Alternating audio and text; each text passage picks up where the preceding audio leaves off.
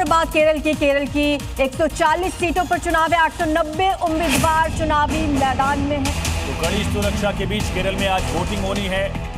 LDF versus UDF की लड़ाई। हालांकि बीजेपी भी अपनी पैठ यहां बनाते हुए और पिछली बार 2021 के विधानसभा चुनाव में केरल की 140 सीटों पर एक तरफा जीत लेफ्ट डेमोक्रेटिक फ्रंट ने दर्ज की थी, जिसमें पिनरई विजयन ने रिपीट किया। सरकार उनकी दोबारा आई। केरल में पहली बार ऐसा एक लंबे अरसे के बाद हुआ। और दूसरी तरफ कांग्रेस के नेतृत्व में यूडीएफ ने 41 सीटें दर्ज की थी। बीजेपी अपनी मौजूदगी केरल विधानसभा चुनाव में बढ़ाने की कोशिश करती है।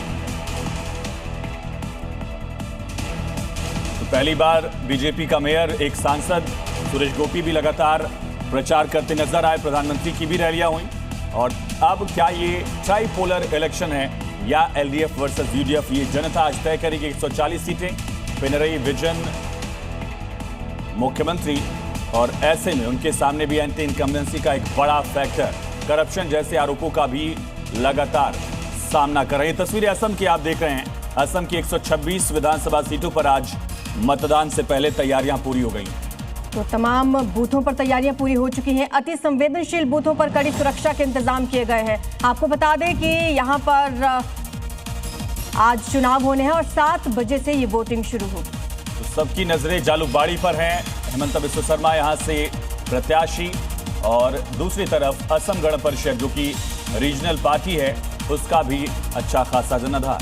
असम विधानसभा चुनाव के लिए वोटिंग से जुड़ी बड़ी खबर है। 126 सीटों के लिए 7 बजे से मतदान शुरू हो रहा है। तैयारियां पूरी हो चुकी हैं। 722 उम्मीदवारों की किस्मत का फैसला होना है। कड़ी सुरक्षा के बीच पूरे राज्य में वोटिंग शुरू हो जाएगी। 7 बजे से मतदान शुरू होगा, जिसके लिए चुनाव आयोग ने तमाम तैयारियां कर ली हैं। 722 उम्मीदवारों की किस्मत का फैसला आज होगा। तो साथ ही स्क्रीन पर आप टैली भी देख सकते हैं। 2021 विधानसभा चुनाव में असम में आंकड़ा क्या था। बीजेपी ने 60 सीटें जीतकर सरकार बनाई थी। असम गण परिषद भी बीजेपी के साथ है, कुछ और सहयोगी दल भी उसके साथ है। ऐसे में बीजेपी के लिए हेमंत बिस्व शर्मा का सबसे बड़ा चेहरा। और बात करते हैं पश्चिम बंगाल की, जहां मुख्य चुनाव आयोग और टीएमसी के बीच विवाद का दूसरा चैप्टर खुल गया है। दरअसल दिल्ली में टीएमसी डेलीगेशन ने चुनाव आयुक्त से मुलाकात की। टीएमसी सांसदों की चिट्ठी इग्नोर करने चुनाव ऑफिसर और बीजेपी नेताओं के बीच सांठगांठ का आरोप लगाया, लेकिन इस दौरान बात बिगड़ गई,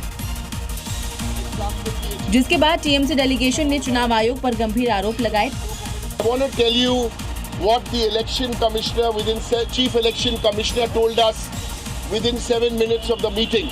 Get lost. टीएमसी नेताओं ने कहा कि उन्हें निकल जाने के लिए कहा गया। Get lost का हिंदी क्या होता है? वहीं इस पर टकराव के बारे में पूछा गया तो टीएमसी ने इलेक्शन कमिश्नर को क्रिमिनल बता दिया। उसको पूछो, हमको क्या पूछ रहा है? उसको पूछो, वो तो क्रिमिनल है।